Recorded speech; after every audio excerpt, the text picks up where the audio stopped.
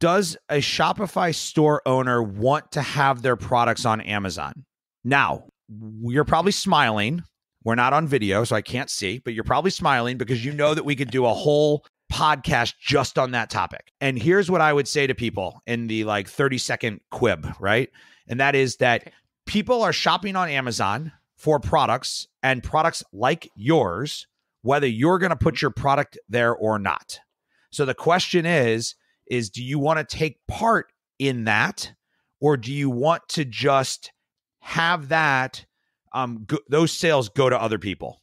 And so I know we can get into the debate of do you want to own the customer or have Amazon own the customer? And I think that right. Ultimately you want a hybrid approach, right? You have to have your own e-commerce business that's not completely reliant on Amazon, but there's a lot of opportunity inside Amazon, and somebody is taking advantage of that opportunity. And if it's not you, then it's somebody else. And so understand your opportunity cost of what you're not doing, what you're not getting, not just what you would be getting. Welcome to E-Commerce Fastlane, the podcast show to help you build, launch, grow, and scale a wildly successful e-commerce company. Listen to real conversations with proven practical strategies and success stories. Learn how to generate more traffic, more sales, more profit, and customer lifetime value for your Shopify store. And now, your host and e-commerce entrepreneur, Steve Hutt. Hey there, it's Steve, and welcome back to another episode of the E-Commerce Fastlane podcast. Now, this is your first time listening. This is an e-commerce show where we have honest and transparent conversations about building and thriving online with your store powered by Shopify or Shopify Plus. New episodes are available each week in iTunes, Stitcher, SoundCloud, Google Play, Spotify, or you can sign up online at ecommercefastlane.com and be notified when new shows are being released. On today's episode, I sat down and had a chat with Jeff Cohen, who's the Chief Marketing Officer of Seller Labs. Now, they developed a platform, like a suite of tools, that will help you grow your business through the Amazon sales channel. Now, if you sell on Amazon currently, or are looking to expand your brand's reach by selling on Amazon, this is a perfect episode for you. Now, Seller Labs solves many, many problems for Amazon sellers that are confronted with, like keyword research, inventory management, seller feedback, and now sponsored product advertising. It's an awesome episode, so let's jump in. Hi, Jeff, and welcome to the show. Hey, Steve. Thanks for having me. My pleasure. I'm excited to have you on. We've been chit-chatting for months, and I have lots of merchants and clients that are using your solution, your solutions, I should say. And I thought it made sense to kind of get you on the show and talk about kind of what's been going on in Amazon advertising and reviews, and lots of fun things that are happening in the Amazon world. On a high level, let's talk about what Seller Labs does and kind of what problem it solves for Shopify store owners. Yeah, that's a great question. Good place to start. I think that Seller Labs is a platform of tools to help manage your brand on the Amazon marketplace. So what we do is we work with sellers to help them with their advertising, with their reputation management, and with optimizing their overall listing. Most of our tools are self-service, meaning that you can sign up for the tools. We provide tutorial education on how to use them, and then sellers just use them to perform and manage their own advertising or optimize their listings or solicit reviews for their product and manage their reputation. And all those things are like so important. And I'm hoping that we'll dig into some of the advertising, because I think that's a kind of a new and fun area of potential growth for people that are on Amazon, where maybe you're not in the buy box yet, or you're not getting the exposure that you would hope that you could be in. And it looks like Amazon is opening up some great opportunities. So thanks to your platform to help manage that. So tell me a bit about you in your entrepreneurial journey so far, kind of leading up to kind of building out Seller Labs. Yeah, so my journey kind of started back for e-commerce, started back in 2005. I was in the book industry. Anyone you've met in the e-commerce Amazon space who's been around for probably more than like 5 or 7 years probably has a book or electronics history, because that's what the platform was really started behind. I was running online marketing for a company called MBS Textbook Exchange. And part of my responsibility was also working with the team that was selling products on Amazon and eBay. In 2007, they had a desire to expand their business beyond the marketplaces, and I was put in charge of building and running their retail website, textbooks.com, which is today a multi-million-dollar retail textbook website. Right. And in 2009, after I left there, I went on to run one of the largest textbook price comparison sites in kind of the affiliate space. And I met a guy while running that site who became my programmer. His name was Brandon Jeckets. Brandon and I worked together at Campus Books for a while. He went on to do some other ventures. He started getting into buying products at USPS auction back in like 2012. This was all the stuff that kind of fell off the truck. Yeah. Yeah. And called me up and said, hey, you got to come check this stuff out. And we started buying stuff at auction together. And one thing kind of led to another. Brandon built up his business from a 2,000 square foot warehouse to a 4,000 square foot warehouse to a 15,000 square foot warehouse. But Brandon was a coder, so he was building applications to solve his problems. So he had a problem back in those days where people were reading the descriptions and they were buying multimedia. I don't know if people remember back to CDs, but they used to come in these plastic cases. And when you got your CD and it didn't come in a plastic case and it didn't have the art, people would like freak out. And so they would leave bad reviews and leave bad feedback. And so he created a tool back in 2013 called Feedback Genius that would solicit our best product and ask for reviews and kind of not solicit our products that we knew, were leading to bad reviews. And we realized that the marketplace really needed this product. So we kind of platformed this from something we were using internally and became the largest review solicitation tool within the Amazon ecosystem. And we've been around doing that for over 5 years now. In 2016, we saw an opportunity with advertising in the Amazon space, and we were one of the first to launch an Amazon advertising management platform. It originally was just around sponsored ads. Today, it's around all display advertising, sponsored ads, headline search ads, product display ads. Yeah, so you're digging deep into all those areas. And I think that's all part of a kind of marketing framework that I think a lot of our listeners are aware of, this whole kind of acquisition, kind of the awareness and consideration part of the funnel, top of the funnel, and then obviously your conversions and then, lifetime value, obviously retention wise, trying to grow more people to purchase through Amazon through, Feedback Genius. I know lots of people using it for reviews. And so let's talk about how brands can use data. Previous interview I had today was, digging into Google Tag Manager and talking about analytics and A/B testing. And there's lots of interesting topics out there that, store owners should be implementing, KPIs and things that are important. Can you kind of just share success that you have seen by using data as far as how Amazon is concerned? Yeah. So to us, data is the top layer. And if you don't understand the data, you don't understand the problem. And so most sellers have multiple products within their catalog. And the problem that they have is that they go, oh, I need to advertise. I'm going to start advertising. And they believe that's like the next thing they have to do because they're looking at things in a linear manner.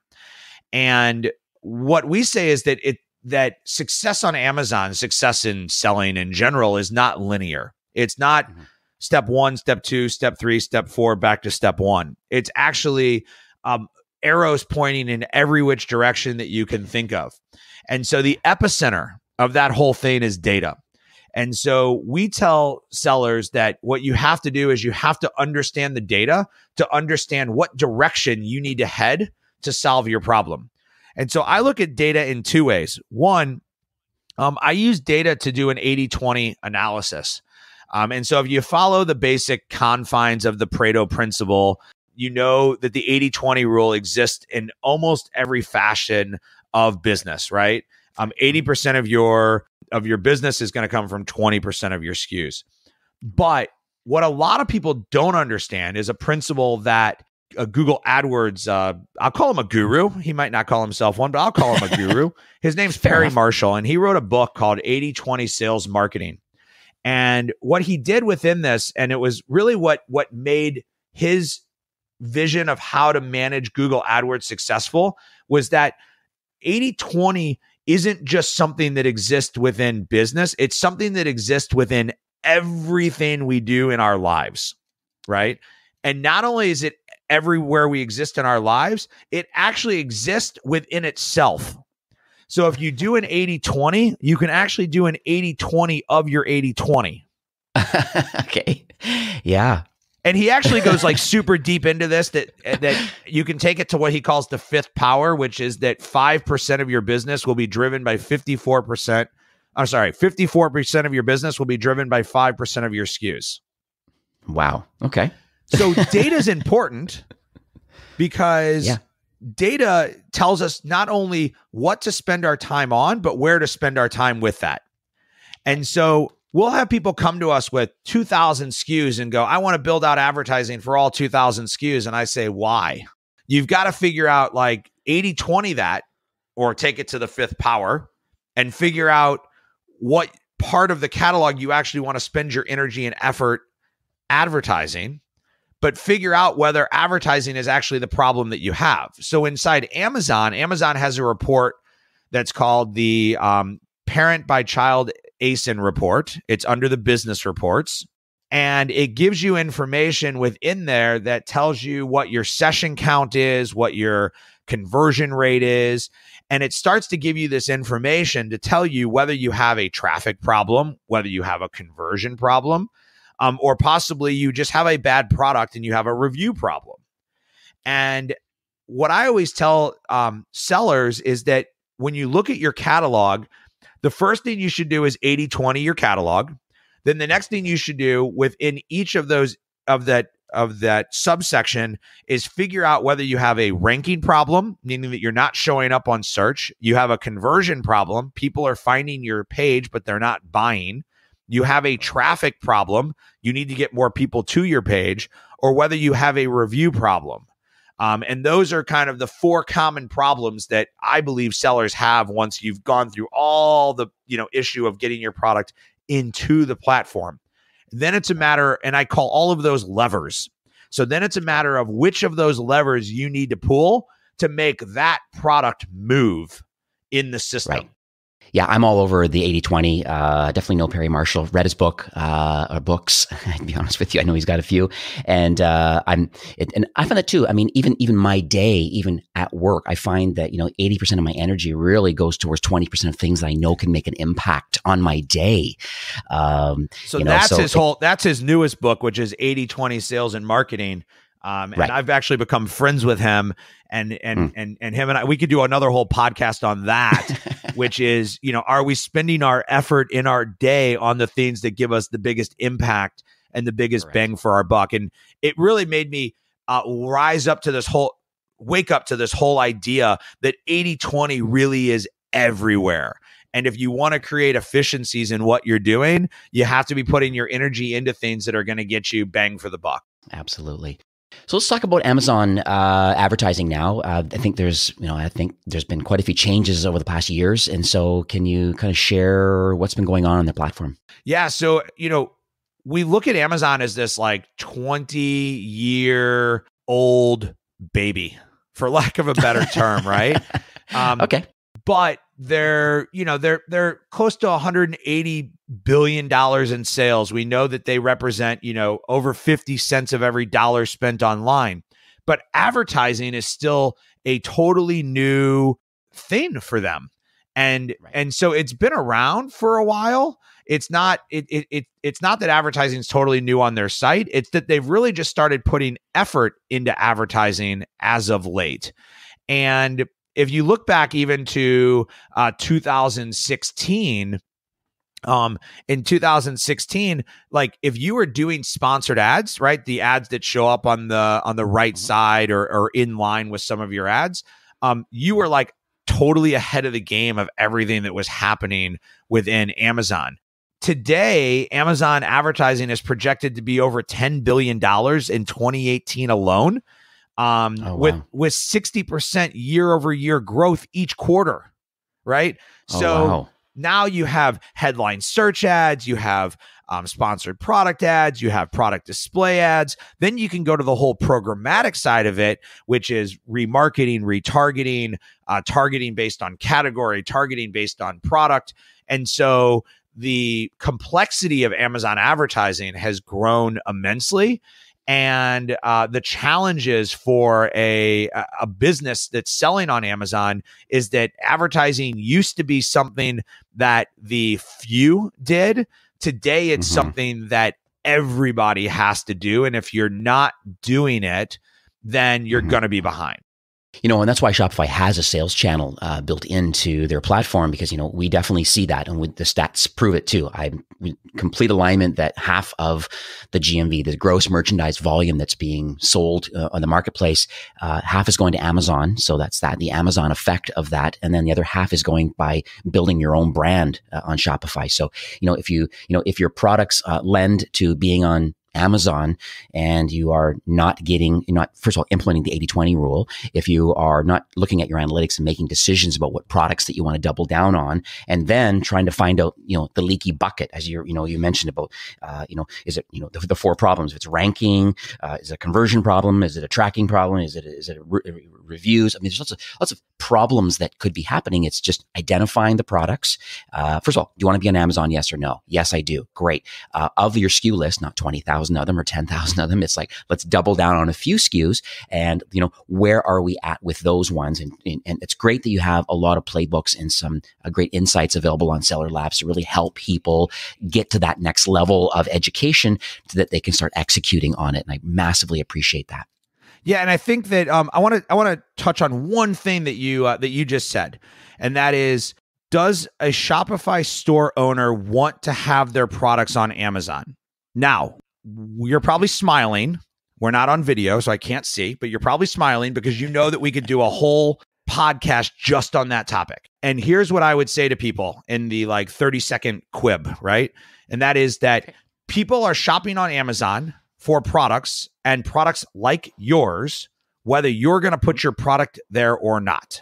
So the question is do you want to take part in that, or do you want to just have that those sales go to other people? And so I know we can get into the debate of do you want to own the customer or have Amazon own the customer? And I think that right. Ultimately you want a hybrid approach, right? You have to have your own e-commerce business that's not completely reliant on Amazon, but there's a lot of opportunity inside Amazon, and somebody is taking advantage of that opportunity. And if it's not you, then it's somebody else. And so understand your opportunity cost of what you're not doing, what you're not getting, not just what you would be getting. Right. Yeah, I'm with you on the multi-channel approach. Completely makes sense. It's topics that I have every day with my clients and merchants about, hey, it's just great to own your own real estate on your own site, but what else are you doing to drive net new visitors to your site or net new revenue? What are you doing? And so, we have lots of playbooks and things that kind of help people, and sales channels to be added on to. And so let's talk about what some sellers are doing wrong. Because I'm sure that, being in the position you are and the tools that you have available to sellers, there's some challenges that are happening. And I'd love to hear what those are, so we can kind of mitigate some of those to the listeners. Yeah. I think everyone always talks about what they do right and how to do it right, but I think you learn more from what people are doing wrong. Definitely. So the first I would say is a concept called paralysis by analysis. And that is that sellers, brands are staring at the data and waiting for the data to tell them what to do. And they get emotional. So if the data is telling them that they should zig, but they really believe they should zag, they're basically discrediting the data. And so when we talk about data, right, because we started talking about data and it's the key and the core to everything, you have to let the data tell you what to do. So we have a philosophy at Seller Labs. It's one that we use to run our business. And that philosophy is that you will never have 100% of the data to make a correct decision. Therefore, you must use all the data that you have to make the best decision that you can make at this particular time. And as that data changes, be okay with the fact that you need to change your decision. So what might look good today, because the data is telling you that looks good today, might not be right. And you need to keep looking at that data. And if the data is telling you that the product's not profitable, people don't like it, people don't want to buy it, you can't advertise it effectively, don't keep trying to make it happen because you can't like fake the data. Right. I think the other thing that a lot of sellers do wrong is advertising actually requires knowledge and skill. I like to call it, there's an art and a science to it. And so if advertising is not your thing, then you can look to have somebody do it for you. So for example, I run an Amazon business. I do not like accounting and bookkeeping. I have an accountant and a bookkeeper who runs my business because I want to just forward everything to him, have a meeting with him once a month, and have him tell me what's working and what's not. And so if you look at advertising and you go, I don't have the time for this, or I don't really know all of this, then you either need to teach it to yourself, take the time to learn it, or find somebody to do it for you who already has those skills. Now, once we've gotten past the data, we've gotten past the knowledge, what are people actually doing wrong in advertising? One, they're not setting up their campaigns correctly. So similar to building a house, your campaigns are your foundation. And if you don't build your campaigns correctly, then Amazon doesn't know how to associate the keywords, which are the terms that you believe somebody is using to find your product, and the search terms, which is what people are actually using to look for your product. And so the campaign organization becomes critical. How many ASINs do you attach to a campaign? Parent-child relationships, color variations. There's all different ways to organize campaigns based on what your goals are and what your catalog looks like. And how you do that, I'd say like that's our number one thing that we have to go back and fix when we manage people's accounts. We have to go back and fix their campaign organization because they just didn't build their foundation correctly. The second part of that is keyword research. There's lots of different philosophies and strategies in the marketplace. Do you want to have a few keywords? Do you want to have a ton of keywords? Do you want super long tail keywords? I believe that the Amazon algorithm is really built off of the idea of machine learning, and therefore you want to let the system do as much of the work for you that you can do. And so we recommend maybe 5 to 10, maybe 15 keywords, but your keywords need to actually describe your product. So I'll give you an example. If your product is face paint, your keywords are not face and paint, because if you look up the word face, look at all of the different things that are described on the Amazon site, you are face paint. And so your keywords have to be specific to what you are. And the more generic you try to make it, you'll get a whole bunch of impressions, but you won't get any clicks. Think about it if you sold an apple slicer and you tried to pick the word apple as your keyword. Right? It just doesn't make sense. No. It doesn't. So you can use tools. There's tools in the marketplace you can use to help kind of figure out keywords. You can look at competitors' listings, or you can, Steve, you can hold your product up in front of your friends and family and say, what is this? And the first 5 things that they say are probably the main keywords you should be using. The last thing that we see a lot of sellers do wrong is they try to over-optimize. They want really quick results. And Amazon is not a system built off of quick results. That's the science part of it. It's based off of enough data to tell you that it's time to take an action. And so you can't turn on a campaign and then 2 days later come in and start trying to optimize it. It doesn't work like Google AdWords. I can't up my bidding this morning and then see my rank and my placement change and see my conversion change because of that. It takes 48 to 72 hours for all of that data to sit back into the system of Amazon. So you really do have to be patient. I like to say that Amazon is great for the marathons of the year. Amazon advertising is really challenging during the sprints, Prime Day, Cyber 5, things like that. Yeah. If you're talking about like Halloween, where you've got like a 3-week run up to a holiday, Amazon advertising is phenomenal because you can use the data to keep improving your campaigns as you get closer and closer to, that week to 5 days before the event when the peak buying is going to occur. Off topic a bit, but Black Hat obviously is a big conversation in the SEO world for Google. Has Amazon over the years kind of cracked down on manipulation of listings in order to kind of drive revenue? Yeah, so Amazon it's a cat and mouse game. That's probably the easiest way to describe it. There are bad players like there are in every industry, and Amazon is constantly trying to attack them. There are people who will try to bend the rules as much as they can. The Amazon algorithm from a organic position, it works differently than Google, right? So Google had to change and implement what I called Noah's Ark, right? The Pinda, the Pinda, the Panda, all those releases. Mm-hmm. Yeah, all the updates. Right. Yeah. They had to do that because people were keyword stuffing and people were, creating bad links. And that doesn't really exist within Amazon because Amazon has this, it's a closed system, right? So Amazon knows what keyword you search for. They know what product page you land on. They know that you bought it. And then from reviews, they know whether you liked it or not. And so there's only so much faking of that system that you can do.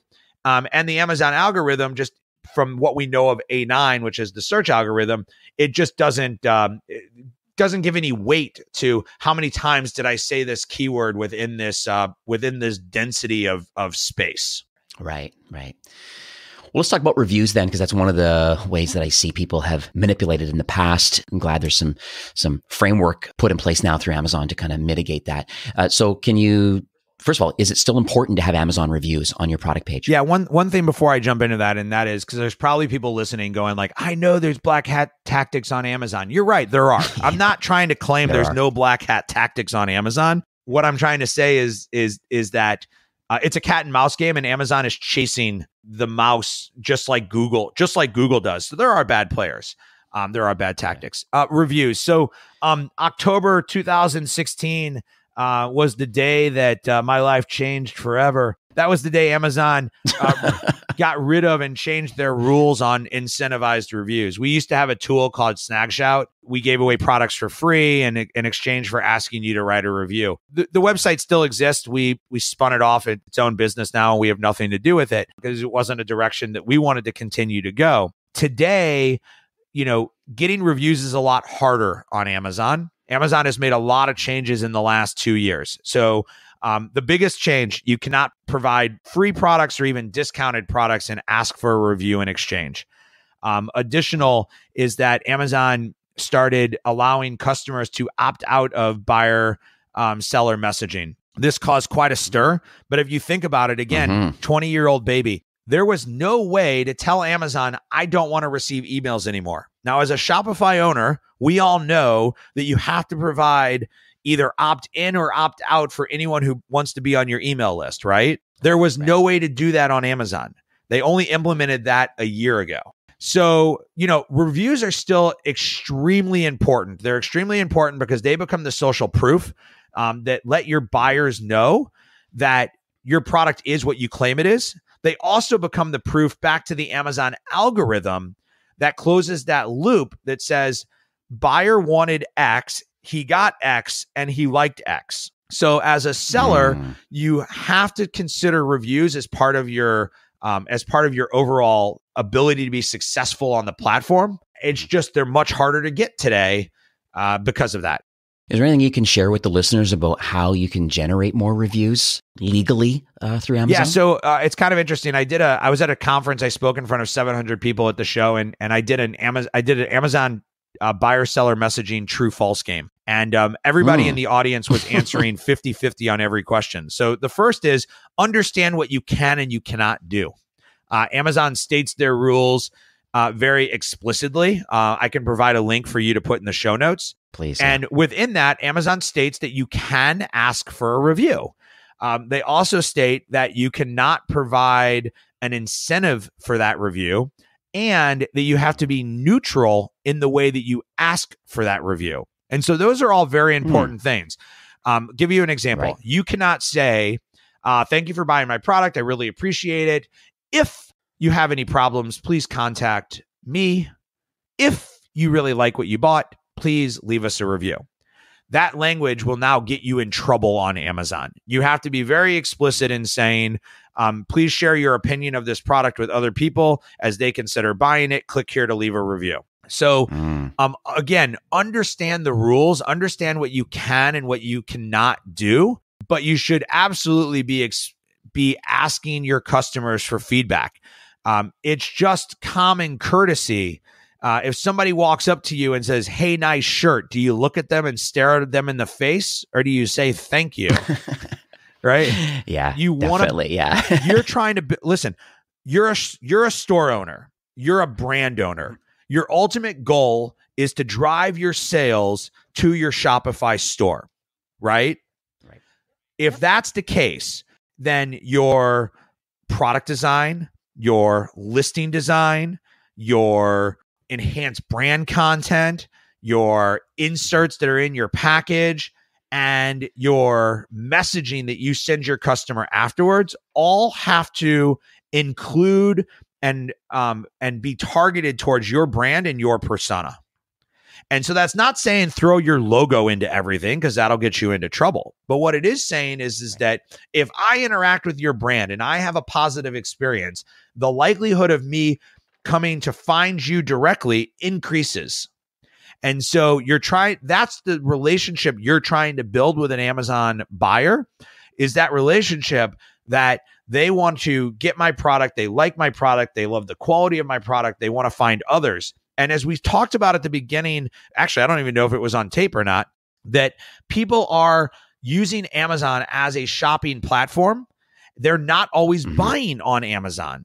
Right. And because of that, they're going to your Shopify store and they're checking out Amazon. They're going to your Amazon store and they're checking out Shopify. They're getting your package and they're looking at what else you sell. And so you need a 360 approach. Right. And so the review is just an extension of that brand. It's funny. I do the same thing with my phone. I have the Amazon app on my phone, and if I'm in a store, I can scan a barcode, and I can kind of take a look and see, what the price is on Amazon and what it is in the retail locations around my area, and kind of make a decision where I'm going to shop. And the review part of it, you've given some really, really, really amazing insights. I've heard a few merchants of mine who have now have put inserts inside their box that are sealed. The Amazon doesn't realize they're in there. This POP, this kind of stuff that's inside. You kind of gently motivating people to, if they love the product, to leave a review through kind of a custom link. Is that still a black hat tactic? So, okay, what I'll say is it's technically anything that you do that tries to drive the customer away from Amazon is against their terms of service. So again, if you're providing value and you're providing the link to Amazon to write the review, you're probably at best in gray, not in black. If you're putting in a product insert and you're offering a come to my site, sign up for my email newsletter, win a $250 Amazon gift card, then you probably went from gray to black.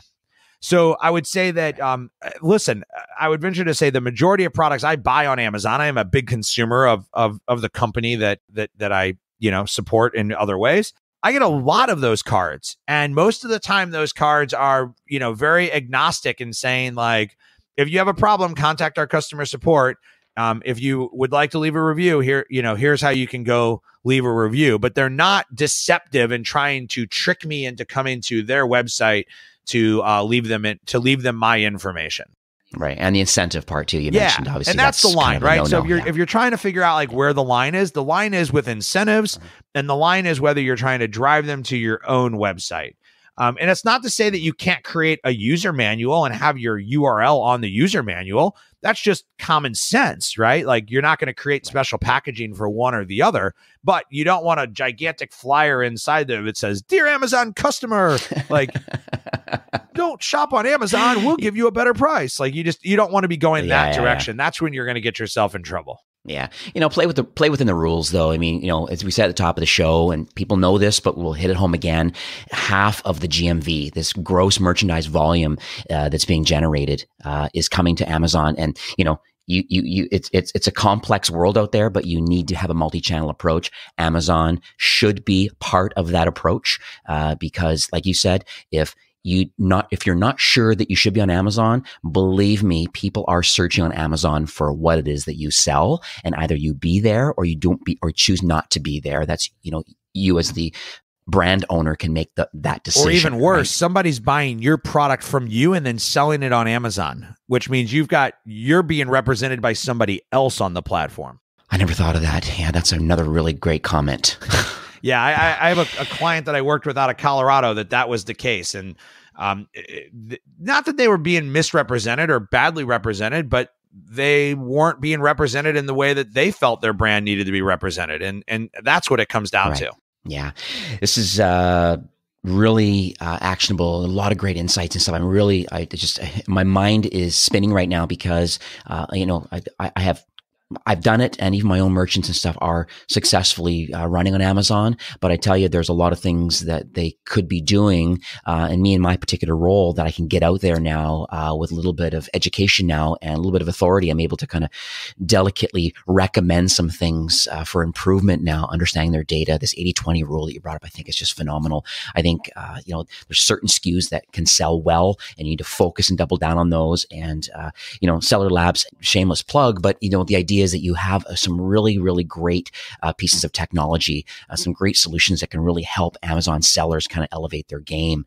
And so before we kind of get into links and kind of sharing what your tools do you have any kind of closing comments that you'd like to leave our listeners today? I think that when it comes down to it, being successful on Amazon requires knowledge and understanding, but it doesn't necessarily require a super deep knowledge and understanding. And so if you want to explore it, there's opportunities to hire people or to have other people kind of rep your brand on the platform.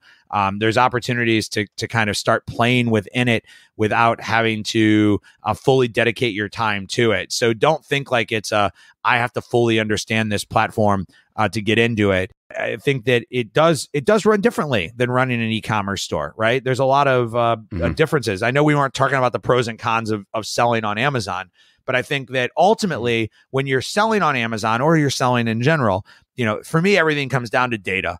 It comes down to understanding the data and making decisions on what you need to do and understanding what problem you're trying to attack, right? We talked about the 4 problems of ranking, conversion, traffic, or reviews. And Amazon considers all of those important, and none of those come before another one. They're just all important in the mix. And so understand where you want to spend your time and energy, what problem you want to try to solve, and then what's the best way to solve that problem for that product. So how can people learn more about the Seller Labs kind of suite of products you have available? Yeah, so we'll have a special that we'll list on your website. I think the URL is ecommercefastlane.com/sellerlabs. So if you come to the e-commerce Fastlane, look in the show notes /sellerlabs, we'll have a special on our advertising product called Ignite. We do provide tutorial information if you've never gotten started that kind of gives you some information on, terminology, how to build a campaign, things like that. We also do weekly demo webinars where we kind of walk you through things. So we try to provide you some education along the way. You can also reach out to me on LinkedIn and say hi. I always ask people for feedback. I'm in the business of asking for feedback. So I like feedback. If you got something out of this podcast, please leave it in the show notes. Connect with me on LinkedIn and let me know. And would love to come back and talk more about Amazon in the future. Yeah, sounds great. The show was very entertaining for me, actionable. I think I've learned a lot. I mean, I've been involved in e-commerce for, since 2000, so over 18 years. And it's a never-ending life of learning when it comes to, running an online store and through these marketplaces. And it's very clear that you've doubled down on what it is that you do well. It's fantastic that you have Seller Labs, and you're really, I can tell by your passion that you really are in it to help sellers just kind of grow and scale their businesses. And I just kudos to you, and thank you so much for coming on the show today. Awesome. Thank you for having me. All right. Take care. And that's it for today's episode. With 50% of e-commerce transactions happening on Amazon, it makes sense to have a hybrid approach to kind of growing your revenue by having a Shopify store and selling on the Amazon Marketplace. And to help, Jeff has offered a 30-day free trial to Seller Labs Pro, which has all the tools you need to kind of grow your Amazon business. And so you can take advantage of the sweet deal by signing up at ecommercefastlane.com/Seller Labs. And that will redirect you to a landing page where you can get all set up and just enter the promo code FASTLAN 3. So I'll have that in the show notes. And that's it. You'll have full access to the best suite of tools to help grow and scale on Amazon. And finally, I'd like to thank you, a loyal listener of the show. It's my hope this podcast is offering you a ton of value through growth strategies, tactics, and exclusive kind of insider tips on the best Shopify apps and marketing platforms. Really with my personal goal to kind of help you grow and scale with Shopify. Thanks for carving out some time today and listening to the show. I truly appreciate you and your entrepreneurial journey. Enjoy the rest of your week and keep thriving with Shopify.